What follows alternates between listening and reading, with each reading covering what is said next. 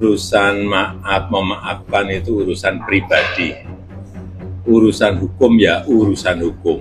Sudah dipastikan bahwasannya hukuman Roy Suryo akan lebih berat, lebih panjang, lebih lama daripada teman-temannya yang lain. Giliran vonis sudah di depan mata, bahkan tentu saja bisa seumur hidup, barulah pasukan Panci kini mulai berbicara terkait mediasi damai.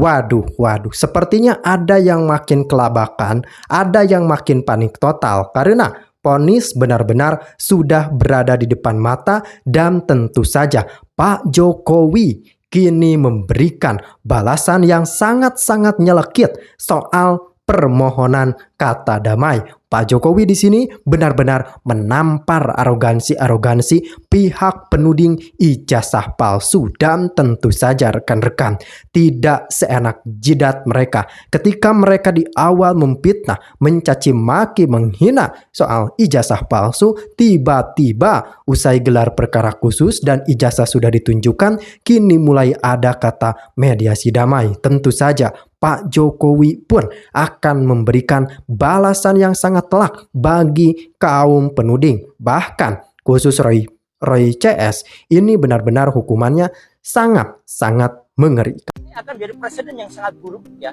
Kalau ada seseorang yang memiliki dokumen publik kemudian ditersangkakan dan kemudian dikriminalisasi. Saya tetap menghormati penetapan tersebut. Tapi sebaiknya semua masyarakat juga menunggu dengan sabar prosesnya. Karena kalau saya tidak salah dengar tadi memang tidak ada perintah langsung untuk dilakukan penahanan. Ya, jadi ini clear banget ya, loud and clear. Jadi kalau tiba-tiba ada orang yang aneh-aneh atau orang yang mendesak-desak, itu tentu saja sudah merupakan hal yang justru melanggar hukum. Dan poin yang paling penting apa? Status TSK itu masih harus kita hormati dan saya sikap saya senyum saja. Saya menyerahkan ke kuasa hukum. Saya tetap mengajak untuk semua yang ke-7 orang lain, ke-8 orang untuk tetap tegar. Ini adalah perjuangan kita bersama rakyat Indonesia selaku masyarakat yang bebas untuk melakukan penelitian atas dokumen publik, tidak untuk dikriminalisasi. Urusan maaf memaafkan itu urusan pribadi. Urusan hukum ya urusan hukum. Iya, Pak. Ya itu kan memang yang diminta oleh mereka dan saya melihat keterbukaan, transparansi dari kepolisian, dari Polda Metro saya kira sangat bagus. Kalau Pak Jokowi katanya akan memaafkan 3 tersangka, yang lain kecuali 3 itu. Seperti apa? Urusan maaf memaafkan itu urusan pribadi. Urusan hukum ya urusan hukum. Prosesnya biar berjalan apa adanya. Ya. Berarti walaupun memaafkan, proses hukum tetap berjalan gitu ya Pak ya? Sekali lagi, urusan maaf memaafkan itu urusan pribadi. Kalau urusan hukum ya urusan hukum. Kita hormati proses hukum yang ada. Pak, kalau tanggapan terkait salah satu pengacara dari tersangka, dari Egy Sujana itu terkait menanggapi jasa Pak Jokowi ternyata asli, itu sebenarnya mengaku kalau asli. Ya memang asli. Gimana sih? Ya memang asli. Artinya kalau dari. Artinya ya memang asli. Ya. Yang tersangka yang mengakui asli ini apakah ada ruang untuk perdamaian? Gimana? Untuk tersangka yang mengakui ijazah asli itu apakah ada ruang untuk Sekali lagi urusan maaf memaafkan itu urusan pribadi. Urusan hukum ya urusan hukum. Tetapi memang kalau ada ruang untuk memaafkan, kenapa tidak juga kita lakukan. Tapi sekali lagi urusan maaf memaafkan itu urusan pribadi. Urusan hukum ya urusan hukum. Ada rencana datang ke persidangan nggak Pak? Ada rencana datang ke persidangan? Ya kalau diminta oleh Yang Mulia Hakim, saya akan datang terutama untuk menunjukkan ijazah asli dari SD, SMP, SMA sampai S1 akan saya tunjukkan semua. Kalau dari nama tiga orang itu apakah boleh disebutkan? Apa? Tiga orang Kecualikan yang untuk dimaafkan.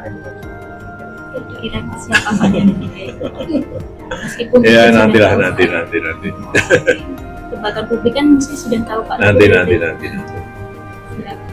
Pak, rencana tahun baru kemana Pak? Rencana menghabiskan waktu di mana Pak rencana tahun baru? Tahun baru? Iya. Oh, tahun baru di rumah, Di Solo cucu aja. ya, Pak? tidur, Itu sama Bu Jokowi, sama Masak apa, cucu, udah. Nggak jalan ke Ngasopuro lagi Pak? Ya, nggak jalan-jalan tapi di sini aja lah, di Solo dan Solo. sekitarnya aja. ya, kemarin Ya, dan cukup. Mereka tuh semacam hal yang istimewa gitu Ya. Bang. Nah, menurut Bunda Neti itu tuh kayak mereka terharu lah ngelihat Karena selama ijazahnya ini itu. nggak pernah. Selama ini nggak pernah dikasih Bang, Oke, nggak pernah dikasih oke. lihat. Terus itu juga yang jadi hal yang diributin di kalangan sosial media. Akhirnya mereka ngelihat itu. Ya. Nah, pas penyidiknya mau masukin Oh, jadi ijazahnya tadinya lagi, cuma ngasih lihat. hasil lihat nggak boleh dipegang sebenarnya. Oke. Cuma Bunda Neti tuh kayak nahan-nahan gini loh Bang, ditahan sama Mungkin Bang. megang-megang dikit Iya, gitu, nyentuh-nyentuh dikit, nyentuh-nyentuh ujungnya nahan-nahan dikit gitu. Ternyata itu tuh ijazahnya tuh ada embossnya, apa sih, gambar timbul gitu loh Bang. Yang titik-titik timbul itu ya. Titik timbul, ada embossnya, terus ada watermarknya. Dan dia bilang, lah ini mah udah pasti ijazahnya asli gitu. Jadi karena dia masukin tangan dia, dia Ya, agak megang nahan ujung sedikit gitu lah. gitu. dia tekankan lah jarinya ya. Terus di ijazahnya Pak Jokowi itu di bagian bawahnya Bang ada kayak udah robek-robek dikit gitu, kayak udah kertas lama. Emang gitu. ijazah tahun 80-an nggak sih? 85. Udah 85 ya. udah agak lama, makanya dia bisa bilang oh ini mah dokumen asli gitu. Oke. Ada watermark juga. Nah di sana itu kata Bunda Neti ini ada Bu Kurnia yang tersangka juga Bang. Ya. Ada Rizal Fadila kalau nggak salah, ada Yang beberapa. juga tersangka ya. Iya, ada beberapa lain. Nah uniknya Bang, Bu Kurnia ini kayak bilang ke Bunda Neti, dia bilang gini, Bu, nama dia siapa sih tadi, Elinda ya? Elinda. Bu Eli, kita bersyukur banget ya bisa lihat ijazahnya Pak Jokowi. Setelah dari sekian 2 juta orang kita bisa lihat ijazahnya. Jadi kayak 2 juta itu apa? 2 juta orang di dunia, dia bilang, dari sekian banyak orang Jutaan di dunia. kali ya. Jutaan ya mungkin ya. Jutaan. Dari jutaan orang di dunia kita bisa lihat ijazahnya Pak Jokowi gitu. Menurut si Bu Kurnia, karena kan Bu Kurnia kan juga menggadang-gadang ijazahnya nih palsu nih Iya, gitu kan. Ini namanya kuasa hukum masih. Iya, akhirnya Bukan, Bu Kurnia tuh tersangka. Kurnia Tersangka, ya, Dia tersangka. salah satu orang yang Iya, memang vokal tuh menyerang Bu ijazah Kurnia Tri. tersebut. ya kita bersyukur ya dari sekian juta orang kita bisa lihat langsung katanya. Terharu sampai Bu Kurnia tuh megang-megang tangannya Bunda Neti gitu, Oke. sampai yang kayak Oke, gitu. iya. Gitu. Nah, akhirnya ya udah kan berarti dengan pengakuannya kuasa hukum Egy Sujana berarti bener kan kalau ijazahnya Pak Jokowi asli. Cuma abis dia ngomong hal itu, dia bilang gini, udahlah kalian stop mempersoalkan ijazah palsunya Pak Jokowi gitu kan. Iya. Karena kan dia udah ngakuin Diwawancara asli nih ya. gitu. Iya, udahlah kalian tidak usah mempersoalkan lagi gitu kan. Cuma nih Bang yang janggalnya, dia bilang gini, dia juga memohon untuk tolonglah kemanusiaannya Pak Egy Sujana nggak usah diperkarain lagi. Oh, Gitu. tidak bisa. Nah itu Perkarakan. kenapa tidak bisa? Enggak, maksudnya tetap Nah. harus diperkarakan lah. Kan itu Iya, udah iya. menyangkut nama baik Pak Jokowi. Enak Dan aja. ini masalahnya sudah masuk tahap sebetulnya satu langkah sebelum sidang dimulai. Sidangnya belum tahu ya tanggal berapa ya? Ya belum, Iya, memang belum belum. ya. Tapi kan ini kan sedang persiapan nih, dan mereka meminta agar ada sidang, ada gelar perkara. Mula-mula sudah dilakukan oleh polisi kan, Iya. gelar perkara yang pertama. Ternyata mereka minta lagi gelar perkara khusus. Yang meminta itu sebetulnya memang grupnya Egy. Oh iya. Karena ini mungkin kalau penonton lihat episode Kupas Berita yang sebelumnya ya, ini tuh berkontradiksi sama yang dilakukan Roy Suryo CS Bang. Karena kan Bunda Neti sama yang Ibu Kurnia itu kan ya terpercaya, bukan terharu sih, maksudnya gemeter. Iya, dia menyangka. terharu. Nah, kalau mungkin penonton lihat episode Kupas Berita sebelumnya, itu si Pak Roy Suryo sama Tifa tuh masih nggak percaya, bahkan ijazahnya mau dibawa lah, kayak buat kita nggak percaya sebelum ijazah itu di tangan kita dan kita tes yang sampai mungkin kalau penonton nonton ya itu yang di nanti persidangan datengin ahli dan lain-lain gitu, sampai segitunya masih nggak percaya itu gitu. Ntar dibawa diganti yang palsu lagi. Iya kan, makanya karena maksudnya gini loh, yang mau aku tekankan adalah kayak ini kan satu kubu nih, tapi reaksinya bisa berkontradiksi kayak gitu. Itu sebetulnya ada kesalahpahaman kita juga mengenai siapa mereka. Apa nih? Mereka tuh pada dasarnya kan datangnya sendiri-sendiri. Cindy, ya. Jadi bahkan sebetulnya Rismond dengan Roy Suryo tuh nggak bareng, Tifa tuh nggak bareng. Cuma orang-orang ini karena barangkali saking populernya mereka, jadi sangat sering itu hadir bersamaan. Dan mungkin karena yang bertiga itu. Iya. Yang lain tuh misalnya tadi kamu bilang ada di situ ada Egy Sujana, ada Ibu Kurnia, terus ada Rizal Fadila. Itu jalan sendiri-sendiri. Dan tapi karena mereka sama-sama menggugat ijazah tersebut, bukan cuma menggugat, bahkan sudah mengatakan ini bohong, ini bohong, ini bohong, maka kita seperti punya persepsi yang kesalah persepsian kita adalah bahwa mereka sebetulnya adalah satu grup, satu circle istilahnya. Satu circle. CS ya. Dia CS. Padahal kan kamu pernah dengar bahwa Rismond dan Roy Suryo pernah berantem. Iya. Bu Tifa sama siapa ya? Kayaknya Rismond deh. Pernah juga berbeda pendapat. Oke. Tapi kembali ke tadi ya. Jadi kenapa ini jadi penting? Menurutmu kenapa ini jadi penting? Pernyataan Bunda Neti. Pernyataan Bunda Neti ini ya benar-benar jadi apa ya? Benar-benar membantah adanya tuduhan ijazah palsu. Maksudnya dia dengan penuduhnya saja. Iya, penuduh. Maksudnya intinya membantah semua tuduhan ijazah palsu, dan dari segala aspek lah, intinya udah ini ijazah asli, gue udah lihat, gue udah megang, bahkan yang dia bilang aspek apa sih yang tulisan muncul itulah. Jadi gini, kan sebetulnya harus diakui ya, selama ini memang tidak pernah ada ijazah Pak Jokowi tidak pernah ditunjukkan kepada publik. Iya. Dan juga tidak pernah diperlihatkan kepada penggugat ini nih, penuduh ini, Roy dan kawan-kawan, kan nggak pernah. Makanya sejak dulu pun kita sudah mempertanyakan, itu Roy dan kawan-kawan menuduh ijazah Pak Jokowi itu palsu berdasarkan apa? Gak jelas sebenarnya, karena buktinya juga udah dicecer ya istilahnya di berbagai acara. Buktinya apa ijazah palsu gak jelas, dan bahkan kemana-mana kan yang sampai makam ibu mendiang ibu. Tapi kembali ke ijazah dulu deh, sebelum ke makam ibu.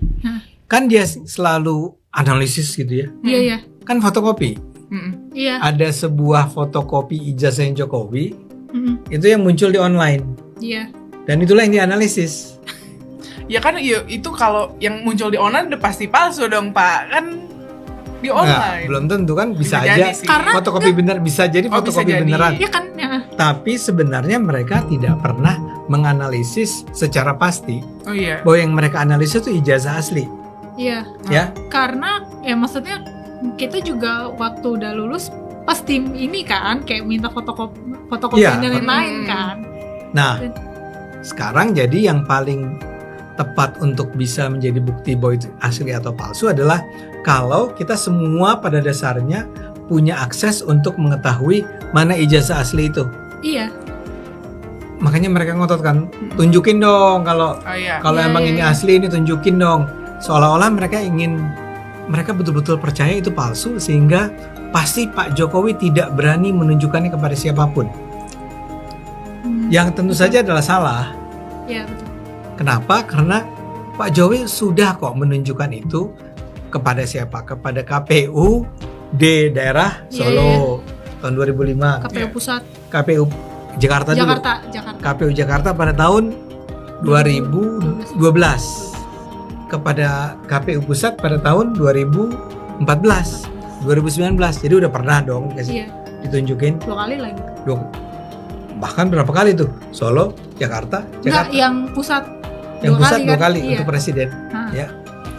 Dan juga sudah ditunjukkan sebenarnya kepada sejumlah wartawan, walaupun nggak boleh pegang.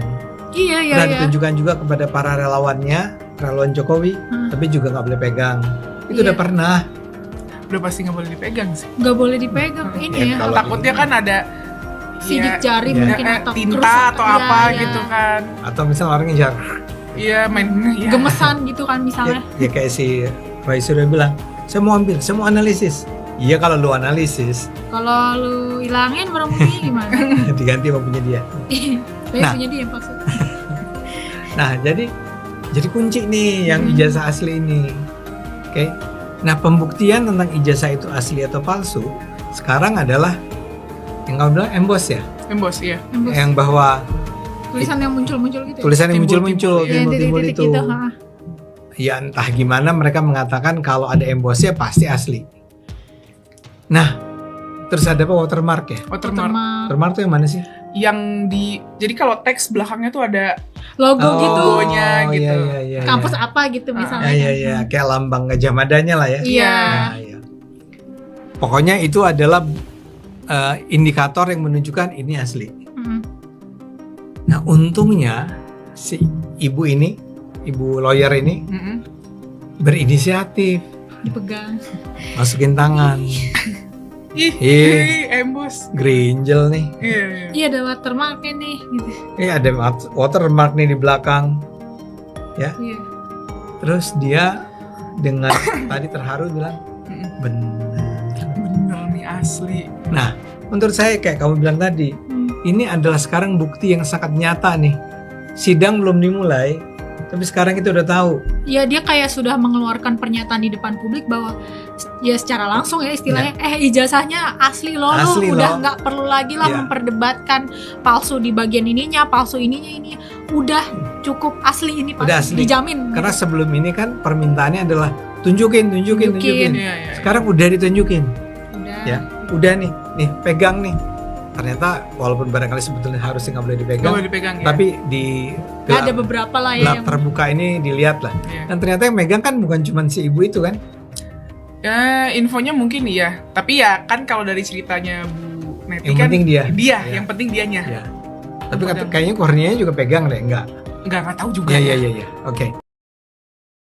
Dan baik rekan-rekan, sudah kita simak, sudah kita kaji bagaimana Pak Jokowi mengatakan secara garis besar perkara memaafkan adalah itu urusannya pribadi, tapi urusan hukum terus berjalan. Ini adalah balasan yang paling nyelekit dari Pak Jokowi yang tentu saja pada saat ini pasukan penuding semakin kelimpungan, semakin panik total, dan inilah hasil serta konsekuensi dari perbuatan mereka. Karena jika mereka tidak menuding ijazah palsu, jika mereka tidak berbuat kegaduhan, tidak mungkin ada tuntutan balik dari Pak Jokowi. Karena semula semua tenang, tiba-tiba pasukan Roy CS yang berbuat gaduh, maka dari itu negara harus tenang kembali dan negara tidak boleh kalah oleh pasukan pembuat gaduh. Adapun vonis yang akan diberikan oleh lembaga yang berwenang atau dalam hal ini kepolisian dan lain semacamnya, tentu saja itu benar-benar kewenangannya dari pihak-pihak yang memiliki otoritas dan kepentingan. Kita memang berharap vonis ini seberat-beratnya dan juga seadil-adilnya.